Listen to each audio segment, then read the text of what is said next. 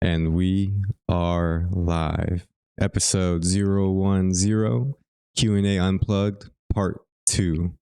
So today we have some questions going on. We got some questions from some people, and then me and Coach Henry are kind of just going to be throwing some questions back and forth at each other, and maybe you guys get some good information from that today. But just kind of overall, as an athlete, one of the questions I actually think is a great one for some parents out there who they themselves are currently on the traditional mindset of the weightlifting, right? One of the questions I had was, having done that for years, the bodybuilder type workout in a two-dimensional space, how can I start implementing three-dimensional movements into creating an athletic base? He just went straight for the home run. And it was straight for a big one. No, yeah, it wasn't like, oh, at what age should my kids start playing sports? It's like, let's start talking about physics and space-time continuum, right? So your question your question is not your question, a parent. That sounds like your question. So this was actually my girlfriend's question. Oh, okay. I was going to say, I was like, what parent is talking about 3D space, right? So I kind of added that part to kind of make a little bit of sense. Okay, I see what's going on here. She had asked the question because she played soccer in high school. So she was very athletic at a younger age. And for the past 6 years that she's been out of high school, she's been doing bodybuilding. So she got into the gym space. She just pretty much got into all that type of lifting and then working out. And now she wants to go back and play soccer again for the university she's going to. She wants to try out. And so for her, it's like, if I've been training like this for so long, how can I unbreak the rust and how can I get back and doing movements again? That's a very broad question. Yeah. That can be dissected. We'll go vague. So you always start from basic, work your way to complicated, easy to hard, slow to fast. You kind of get the gist, right? Yeah. If so, she wants to go back to sports. What's the best way to start? So generally speaking, if you've had a big break from sports, so she's an adult, so this would be for like an adult athlete, you have to rebuild your GPP, your general physical preparation. So rebuilding your attributes from the ground up. So having baseline mobility, baseline, speed, conditioning, mindset. So you can't rush things. So one of the biggest mistakes I've seen mainly with adult athletes, meaning 18 plus, is they'll take a break and then they try to pick up where they left off. Yeah. And that's something that can lead to injury.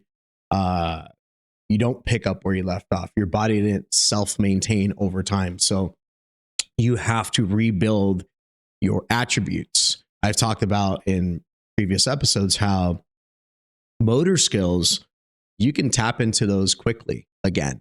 Yeah. So her ability to play soccer, her ability to develop like that IQ, you don't lose that, right?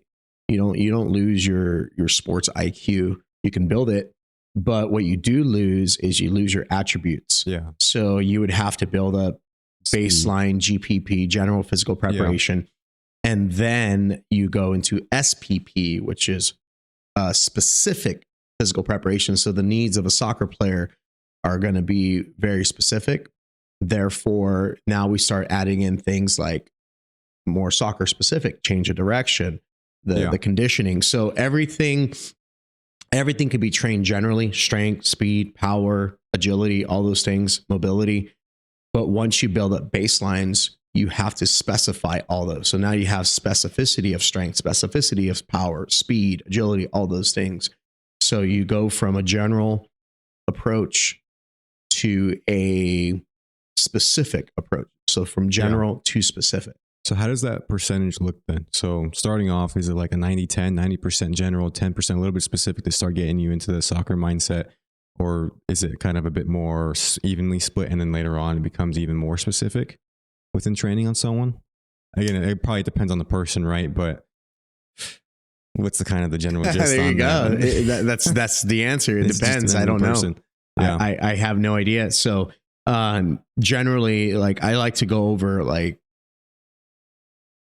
strategies, but the specifics are always going to vary person to person. That's why the answer to most questions is always going to be, it depends, right?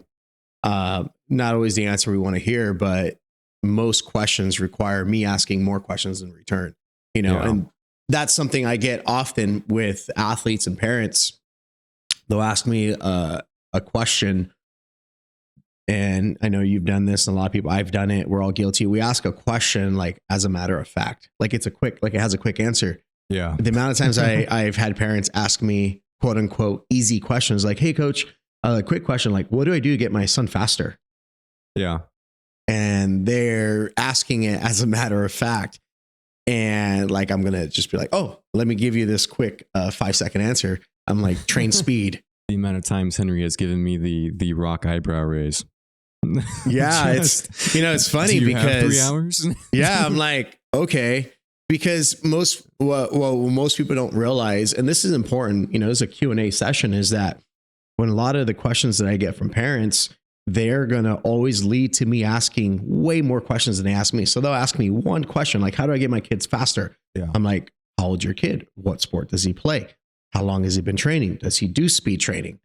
Yeah. So the question will always, unfortunately, lead to more questions before I can say, okay, let's start here. Yeah. And then I try to I have to reverse engineer it. Right. So in the realm of sports, there are no quick answers. So a funny thing that I see often, and I understand clickbait, for example. Yeah. You have somebody that will post a video. I know many people on Instagram that would be like, top 3 things to unlock speed.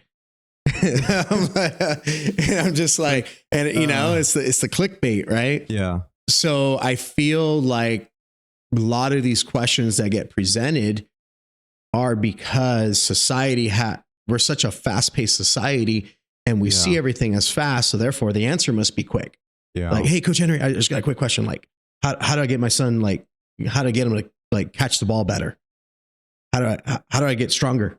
We figure out exactly what's causing him to not catch the ball, right? I'm like, and then go from there. Like, what's your son play? Catching a football, catching a baseball, even more specific too. Yeah. So it's but that's my main thing is most questions will always lead to not an answer. It will lead to more questions. And then eventually we got to circle back around and be like, okay, here's the answer. Now that we know exactly who we're working with, this is how we get faster. So I feel like that can totally take us to another area. I'll take us there. Social media play within anything, right? Within weightlifting, within sports and stuff. You having grown up in an area where social media wasn't a huge thing as a trainer, right? And the influence on it was more person to person than it was over the internet. How have you seen social media affect this line of work, or just this area in general, within the populace, within trainers over time? What are the positives and what are the negatives? Ooh. Let me give you the 10-second answer, right? I'm like, that's such a deep one. So many years of different changes. So we're going to make this about athletic development, of course. Yeah. Because if we talk about the pros and cons in general of social media, then we'll be here all day. Yeah. And we might deviate a little bit. So let's talk about it relative to sports. I'm actually going to start with coaching. Before 2010, so early part of my career, before social media, Instagram, and Facebook and all this was a popular thing, in order to develop as a coach, if I want to learn a new skill set, I had to know someone that knew somebody. So I'll give you an example. I remember when I first got into the training space, one of my uncles, he's a strength and conditioning coach up in Sacramento. He's also a PE teacher. Okay. And he's actually the one who influenced me to even want to do what I'm doing today. Different story, maybe for a different time. And he would say, hey, you want to go learn speed? Go look into this guy, go look into this guy. Because he was colleagues with some of these people that I learned from. And because back then, you couldn't just click on somebody and view their videos, right? Yeah. You had to know someone who knew someone, and I did. So I got a little lucky. So then I would look into resources that these guys are underground. this is before these names became big, right? Yeah. And they were selling DVDs. Do you know what that is? Okay. Just want to make sure. VHS I don't tapes. know. I still have I VHS don't know. tapes. I was like borderline. We had VHS Yeah. and then DVD, so I still had a little bit. But all joking aside, they would have like pamphlets and DVD like lectures. Yeah. Right. And I would have to fly out all the time. So early on in my career, I was flying a lot to go get this information. Yeah. I was shadowing. So I would go to other experts in the field and I would do a lot of shadowing. So the way I would learn as a coach, I would have to shadow. I would have to know someone that knew someone. I would have to fly out to go get this information. Yeah. Right.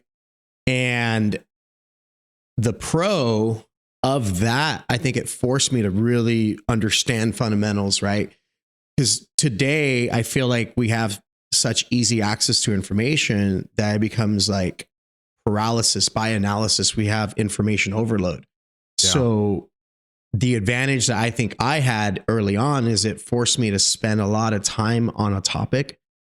So like with strength, I learned a lot from colleagues on strength and how to periodize strength programs, how to build them, how to build short-term, long-term programs, micro cycling of like, there's so many different variations of strength, of speed that I was forced to spend a lot of time in. And because I spent a lot of time in certain disciplines, it allowed me to create my own case studies, right? So like I talked about, I would guinea pig myself.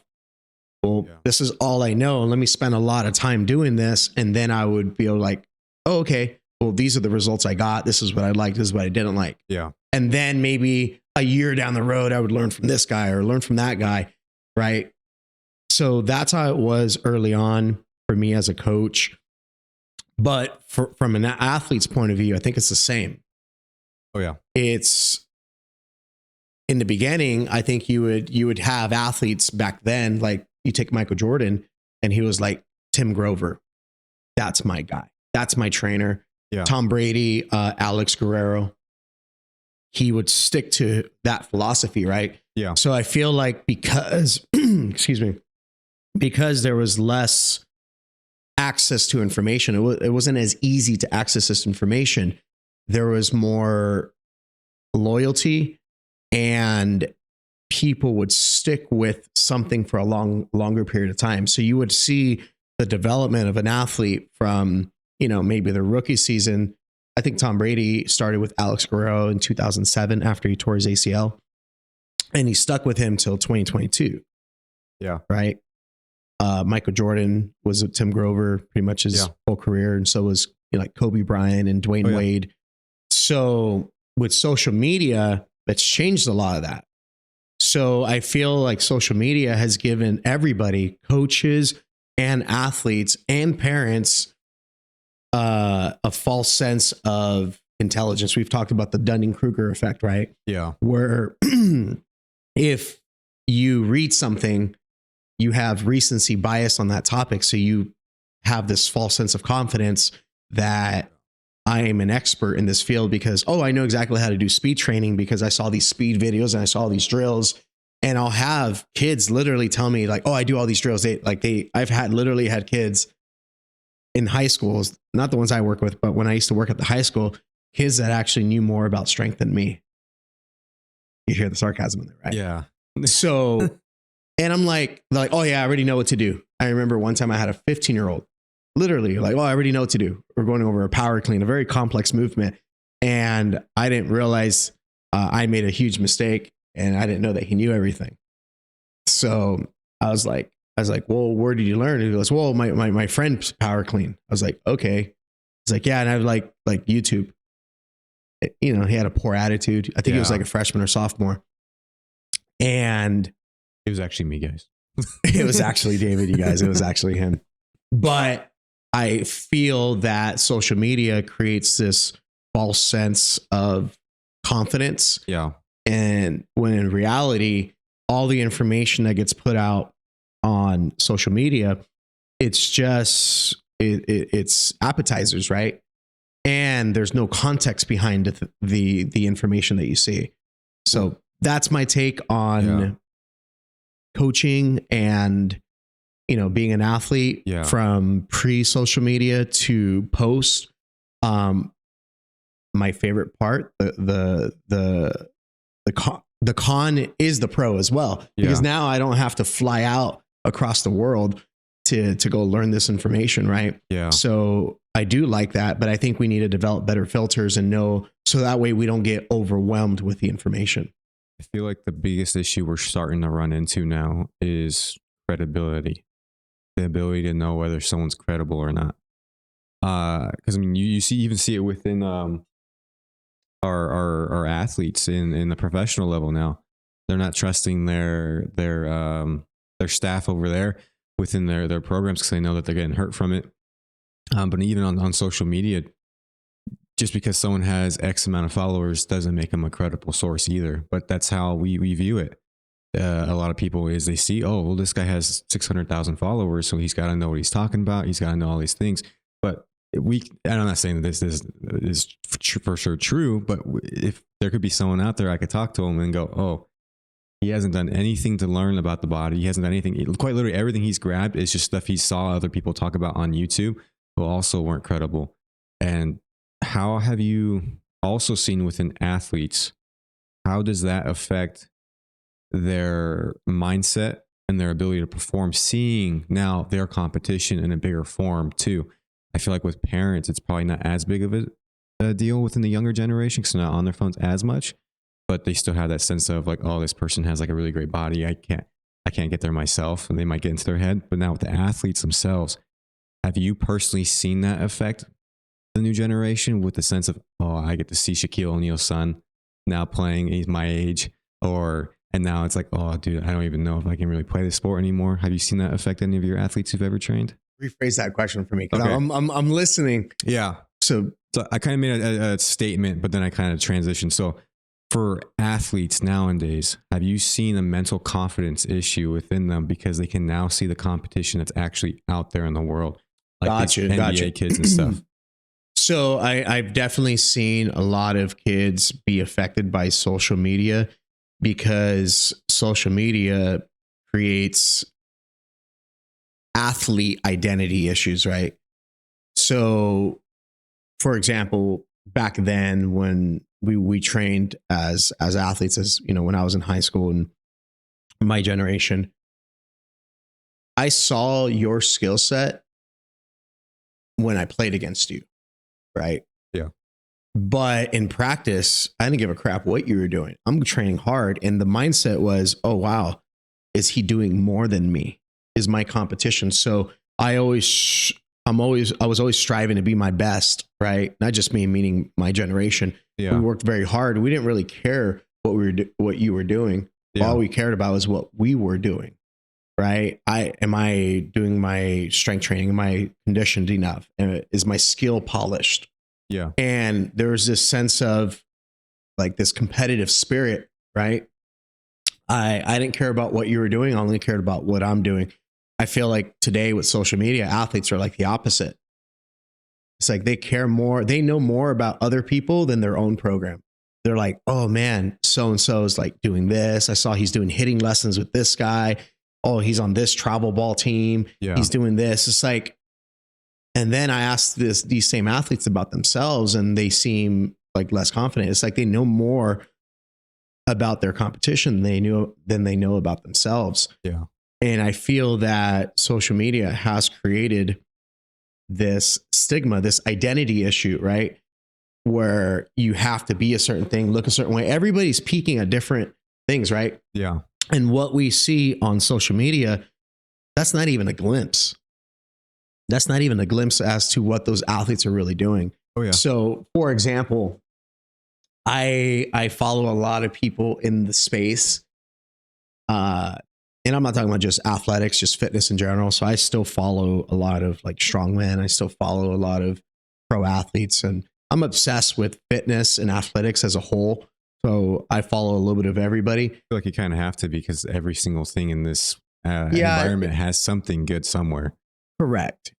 And one of the things that cracks me up is I will see somebody prescribing, whether it be supplement, whether it be an exercise, that I'm like, dude, I know you don't do that. I know you don't do that, right? Yeah. So you're seeing this, it's a false narrative, right? You're like, oh, that's what LeBron James is doing. So I saw this new one. It was like this, I forget the name of the equipment. It was like an at-home equipment, and LeBron James is working out with it. And it's been on my news feed. Like it's connected to the wall. Yeah, it's connected to the wall. I forget what it's called. And LeBron James is like working so hard. He has a shirt off, and then afterwards he's like slam dunking a ball, and he's like 40 years old. And I'm like, dude, first of all, you never knew that piece of equipment existed probably until that company came to you and said, hey, we're going to pay you a lot of money if we can use you, right? So I don't think a lot of athletes or even parents understand the logistics of training, right? Or you'll see, we've talked about that, the ex-athlete who's a trainer now, and he's posting up phenomenal videos of him doing cuts and jukes and 10-foot box jumps. Yeah. And it's just like, okay, once again, it comes down to developing a filter. And I don't think we have filters. So we always have recency bias, right? So where it gets confusing is we have too much information. We have access to too much information without a filter, meaning we don't know how to know what's BS and what's legit, right? Yeah. We don't know how to do that. And it just creates a lot of confusion. So these athletes become the victims. They are a victim of, oh man, I'm not good enough. Oh man, I'm not doing enough. Look at what he's doing. Like, who cares what they're doing? What are you doing? Yeah. So best 10-second answer.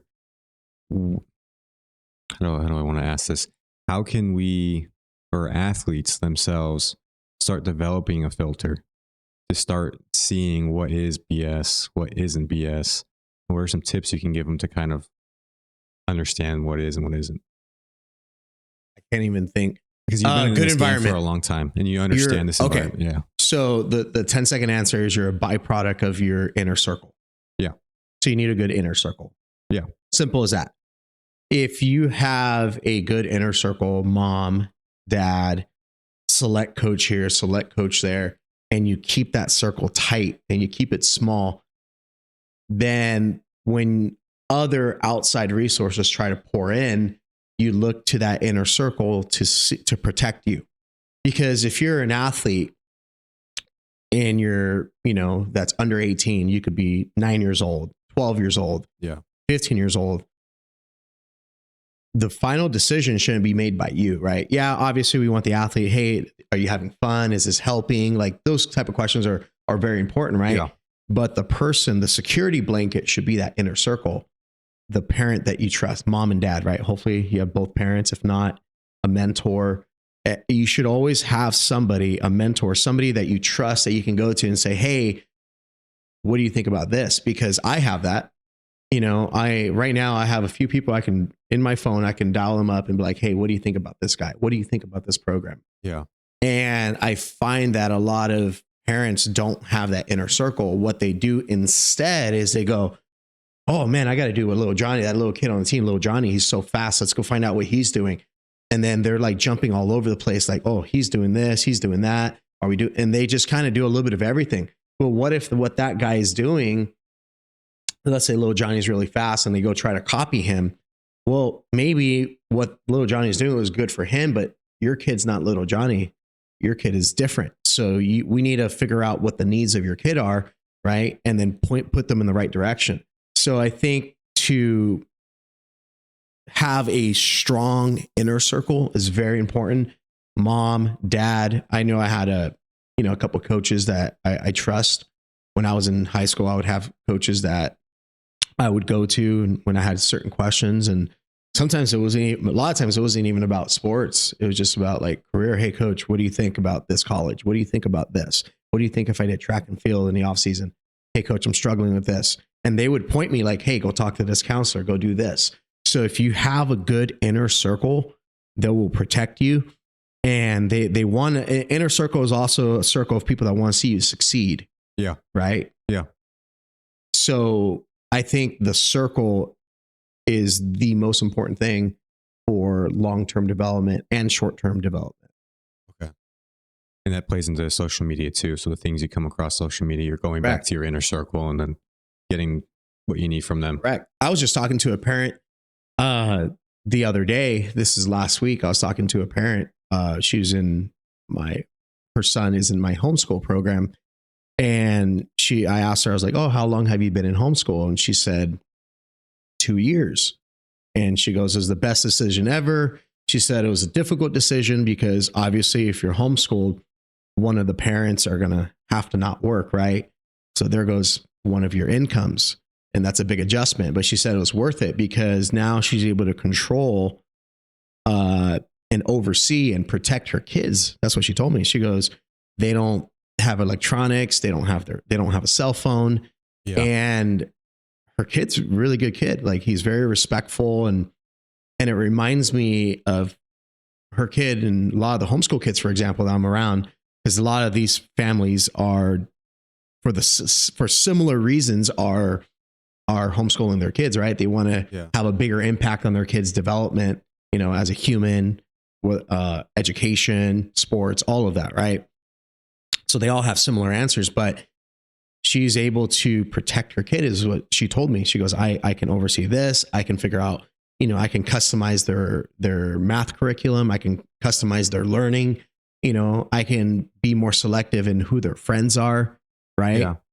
So I was like, yeah, that's awesome. And, I'm not advocating for or against homeschooling or traditional schooling, but it was cool that she said that because I was like, yeah, those are some of the same reasons why we homeschool.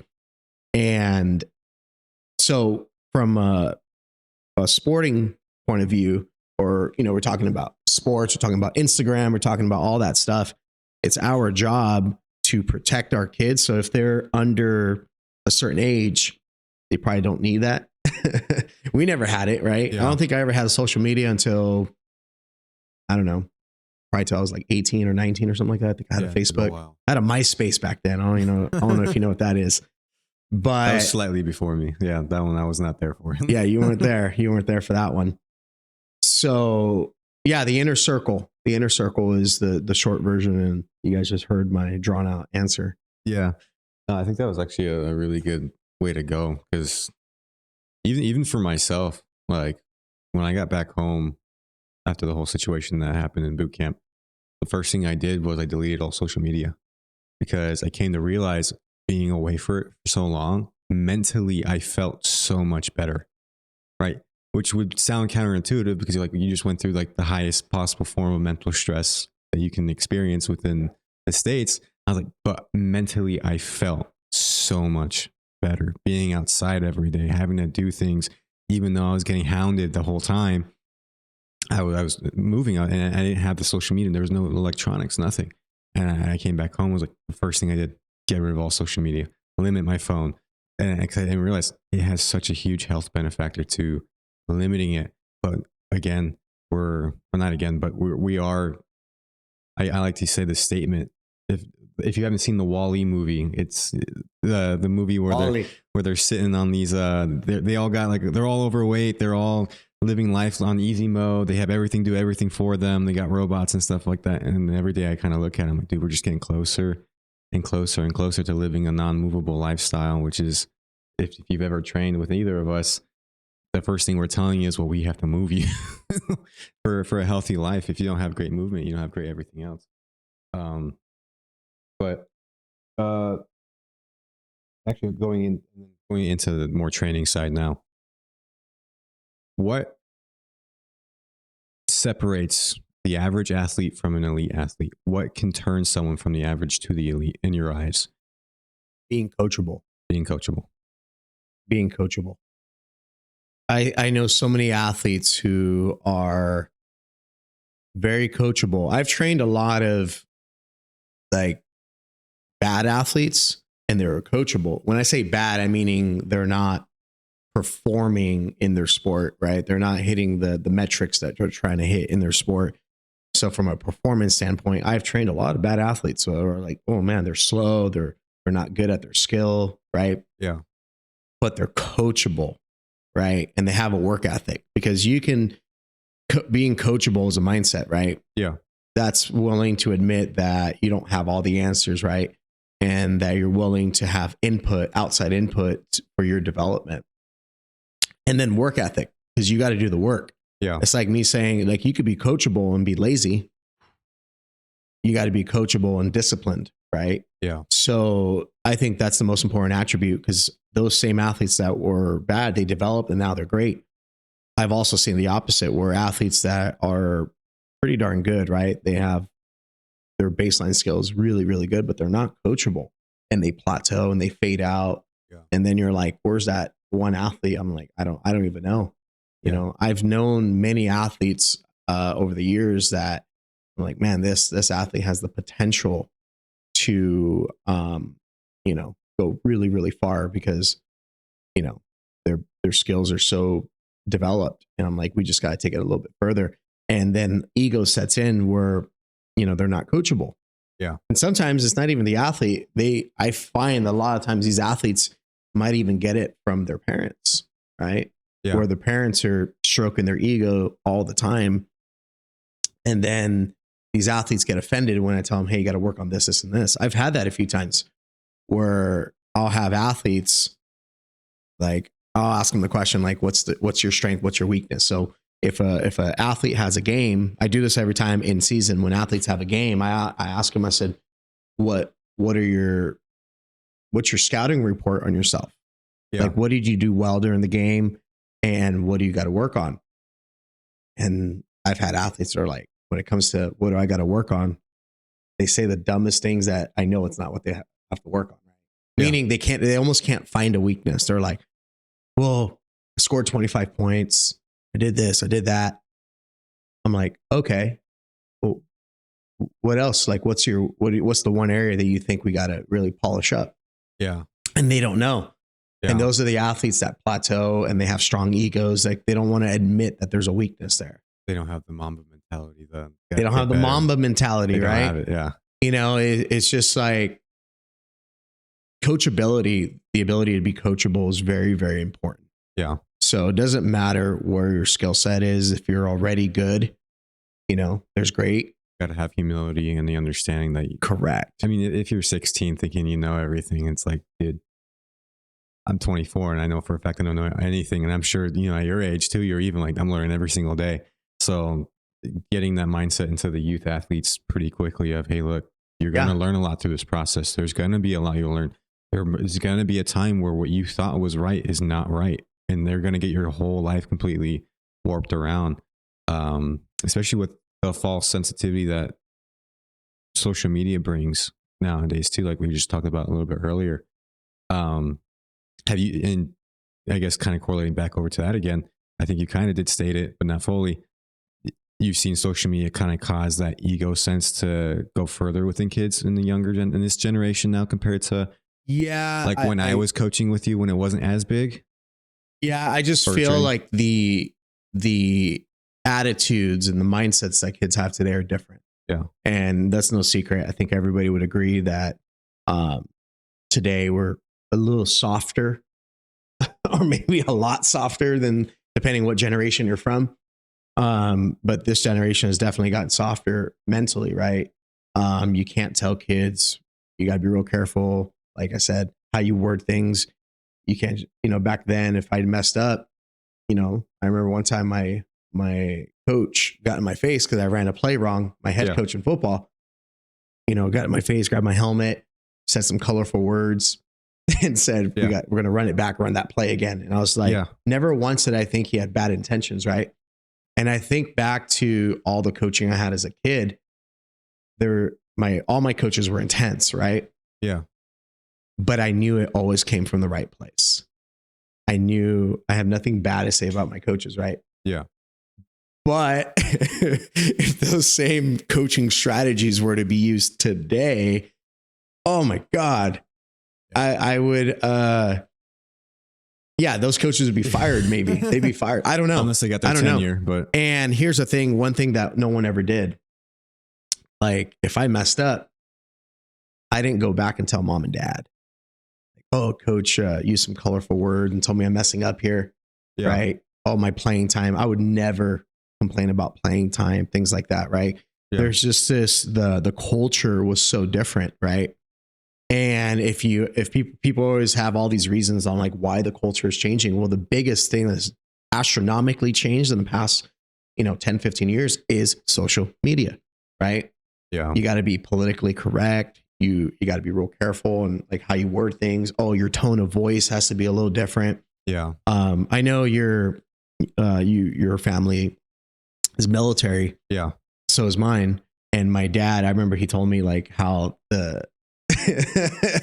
how they used to communicate with them in the military. Oh yeah. And now you're having people like complaining in the military about tone. It's like, wait a second, when we're in a combat zone and bullets are flying past your head, I can't be like, hey, can you please go get some more ammunition? There's like certain things, there are certain things that have to kind of change for retention purposes. But as far as like the getting in your face and getting on you about certain things, and it all depends on the leader, right? And the toughness. There's a certain sense of like you have to actually gain their respect too, but at the same time, you have to be able to be willing to play because when shit goes south, you have to be ready to go, and it doesn't matter. You're gonna have to yell at each other.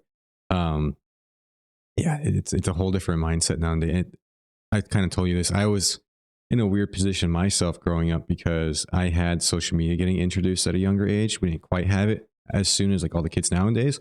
Because iPhones, I think 6th and 7th grade was when they got big for me. That's when kids started really getting them. He just told you his age. Yeah. I'm 24. There you go. And I didn't get an iPhone or anything like that. My parents are very much old school. They said, no, we're not going to get you anything like that. I was like, okay. And there was a certain sense of social distance between me and other kids because we had this conversation the other day with a parent. There is a culture within social media that happens within the kids. And if you're not a part of that culture, they're very much like, okay, well, you stay your lane, I'll stay in my lane. And so I remember even just having the issues in high school where because I didn't have an iPhone, I wouldn't even get invited to group chats because I would turn the group chats green. So now I'm like, dude, now I'm completely isolated because of it. Yeah. And so I feel like that can be a hard part for a lot of parents is because we can probably say for a fact, what your kids are currently going through is going to be completely different from what the kids are going through in a traditional school setting. Yeah. And what's going to happen is they're going to meet in the real world and the communication is going to be completely different to a certain extent. It's wild. Yesterday, my family and I, we went to eat and we saw, my wife goes, hey, look at that table. And there's a family having dinner and there's a kid with the Nintendo literally this close to his face, right? Yeah. While they're having dinner. And I said, that's sad because the reason the kid looked like he was, I don't know, probably like 10 years old or something. They're like, if we let him play a Nintendo, he'll be quiet, which he will be. Yeah. And now they can eat dinner in peace. Yeah. I said, what's the issue with that is there's instant and there's delayed gratification in every decision we make, right? Yeah. So the quiet that mom and dad were getting from them eating a peaceful dinner while their kid was literally in their Nintendo at the restaurant. It's a quick satisfaction. That was the immediate gratification, right? Yeah. But the consequence is later on, they're not going to have quiet because now that's going to lead to maybe their son making poor decisions, not knowing how to communicate, problems in school, career. Like that's just, you don't have to be very intelligent to know this, right? Yeah. But let's say, for example, if those parents did the opposite, because I know my kids, they're not perfect by any means. And yeah, we're at the restaurant and I'm like telling my daughter, put your butt on the chair, sit down, don't get up until someone, like it's a constant, right? Yeah. And that requires a lot of energy. It requires a lot of effort. Yeah. So if you saw that family and then you saw my family might have looked a little more crazy, a little more colorful. Yeah. Right. And then you look at that family and they're quiet. Yeah. But the sad thing is the husband and wife weren't even talking. Yeah. So they're quiet, but now we're having to spend all this energy, it's like herding cats. Yeah. But long term, my kids are 10, soon to be 8 and 5. Long term, when they're 15, 20, 25, I would hope that they're good humans and they're good for society. But someone who's socially awkward and doesn't want to talk, long term, that's not going to be good for society. I know the common issue that we have today is like, for example, kids don't like to play outside. They're at school all day sitting down, and then during their recess, they are on their phones. Like you're having elementary school kids having cell phones and they're on their phones instead of out there playing kickball. Yeah. Or climbing a tree or, doing something like that kid's supposed to be doing. But then those same kids, when they come home, I know my kids are friends with kids like that. They'll knock on their door like, hey, let's go play outside. They don't want to. Yeah. They're playing Nintendo, playing Xbox.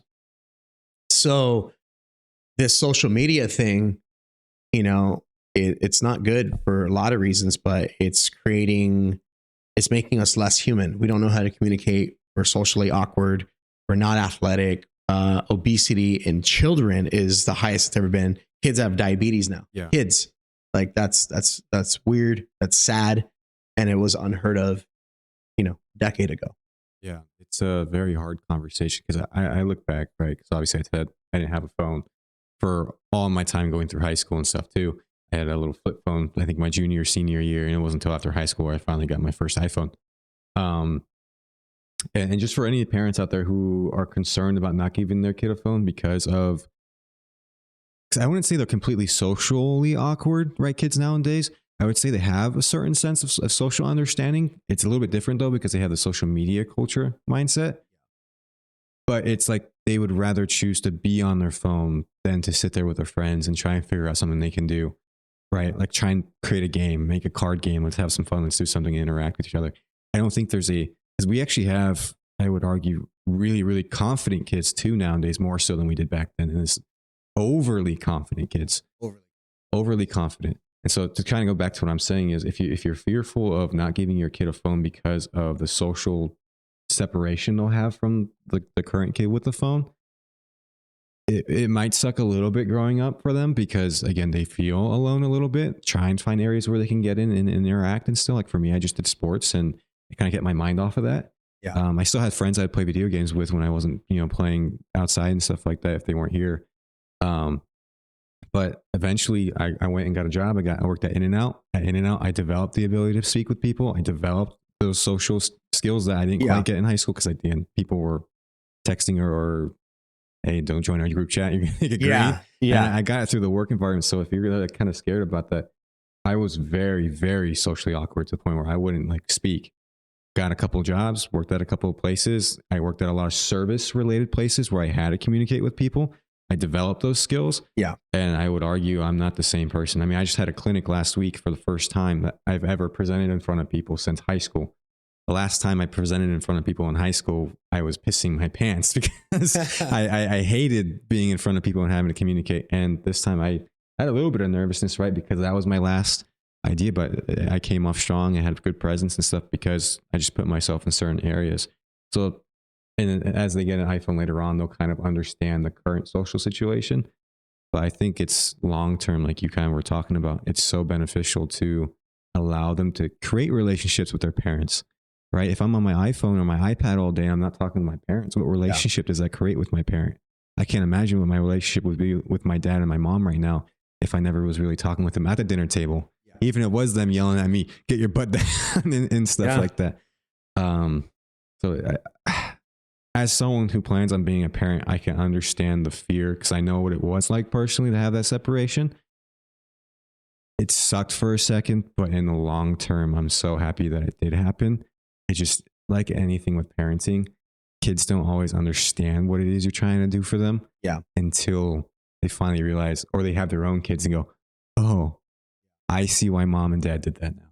That makes sense. And my mom, because my sister called my mom, and this was years ago, but I remember she told me about it. She's like, one day you're going to be thanking me because your sister's already calling me because she's got her own kids. Tell me, oh, I'm so grateful that you did this to me. I understand it now. And it takes a second, but that's kind of just life. You're not always going to understand it right off the bat. And the thing too, obviously, keeping your kids active in sports and doing other things like that. Yeah. They shouldn't have time to do those things.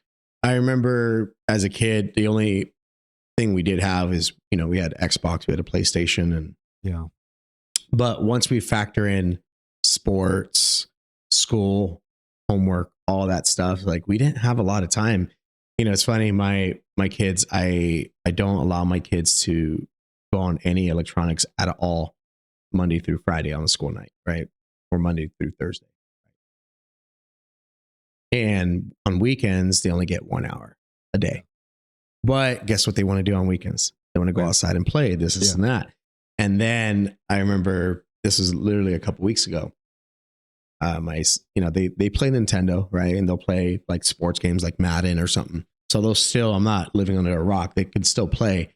Yeah. They're not playing 4 or 5 hours a day. They're probably playing like an hour, 2 hours a week, right? Unless it's Christmas break. They got a little more. That's okay. My son asked me, he goes, Dad, can I play for 2 hours today? I was like, 2 hours? I was like, why would I let you play for 2 hours? He goes, well, I didn't play yesterday. I was like, well, you were outside playing with your friends and whatnot. He thought like the time rolled over. I'm like, dude, you get 1 hour, 1 hour. Yeah. That's it. You chose to go outside and play. I was like, would you have rather played your game instead? And he thought about it. He goes, oh no. So if you ask all my kids, they will tell you they love playing outside. It's a punishment for them to not be able to go outside. They don't care to play video games. Yeah.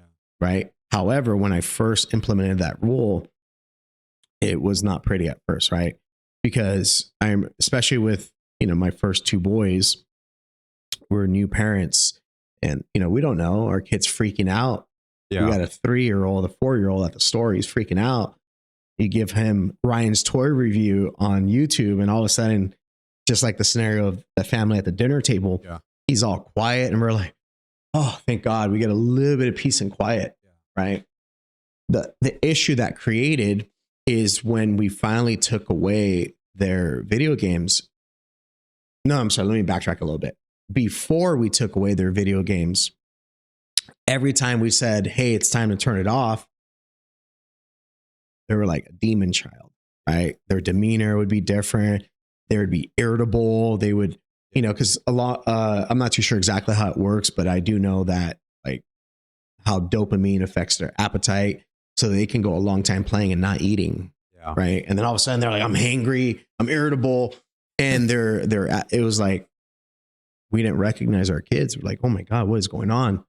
So that's when we started to do that. And it was tough in the beginning, right? And now it's easy. It's no big deal now. So we did it early on.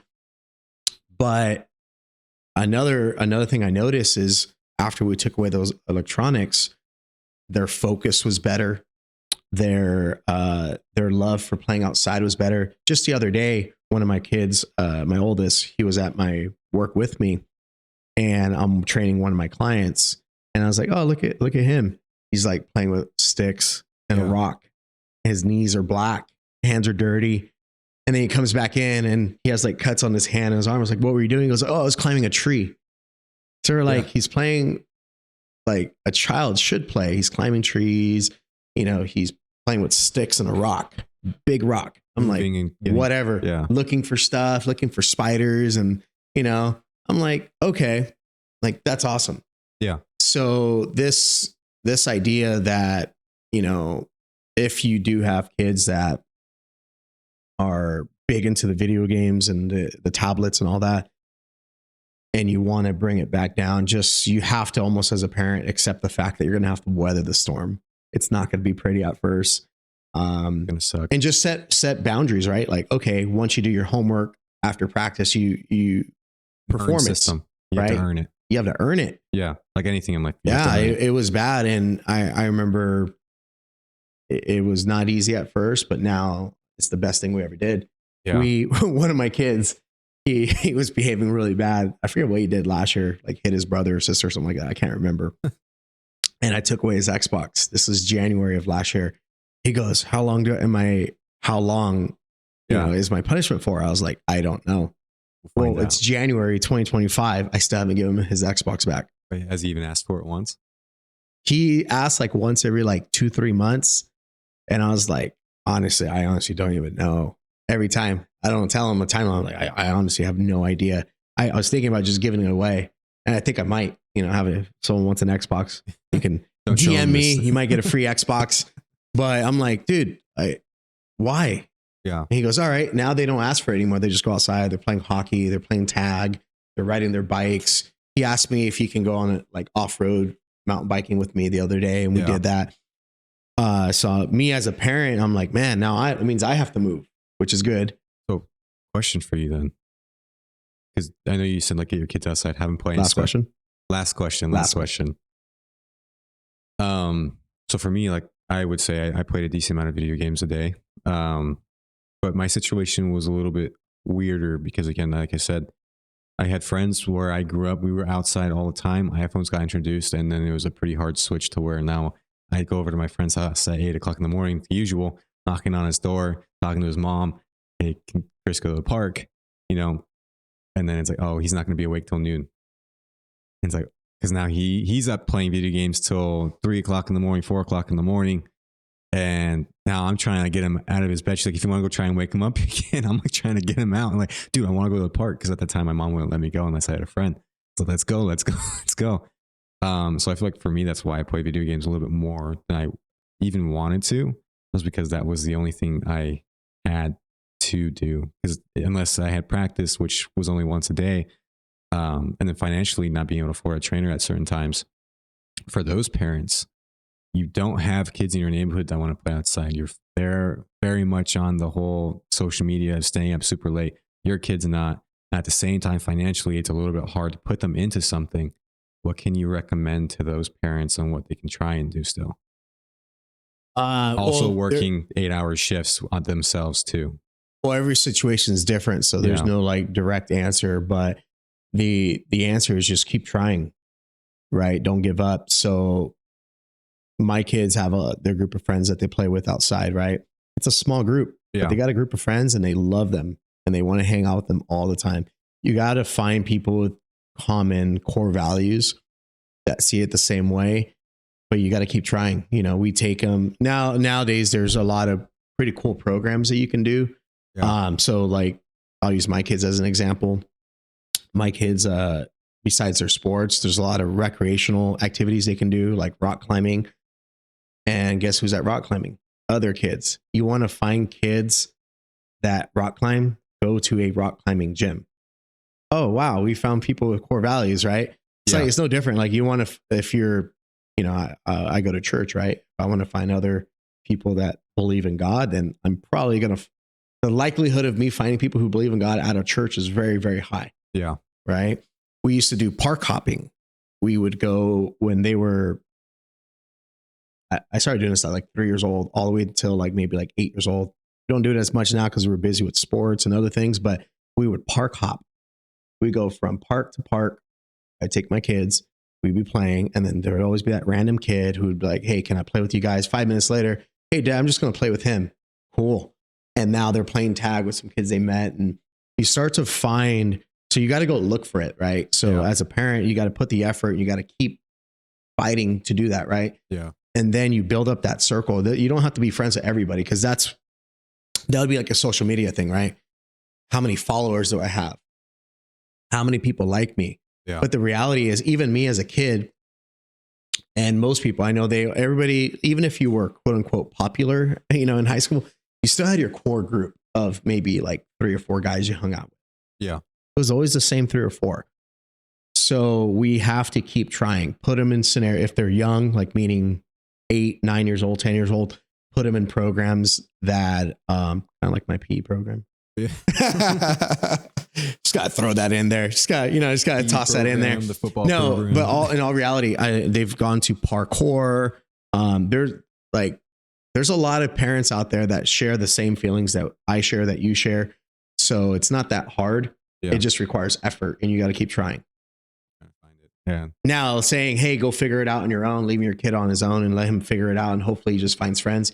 Back then you can do that. You know, you can't do that nowadays anymore. You have to put a little extra effort. And then once you find that core group, then hang out with them. Yeah. So that's my suggestion, is just keep trying, keep working at it. You can as much as possible. Yeah. That's all. I can't, everyone's work situation is different. It's a little different. Yeah. Yeah, the reason I asked is because similar situation for me, right? And there's also people, it's California, man. It's expensive out here. And I know this podcast is more aimed towards people within our area too.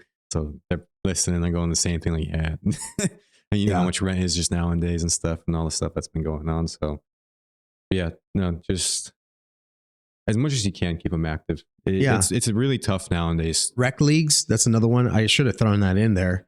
There's a lot of rec leagues that are very, very cost effective. I know my kids, they play hockey, and it's like 8 weeks, 10 weeks, playoffs, championship included. And it's like, I don't know. It's very cheap. I want to say it's like less than $200 for like the whole league for the whole season.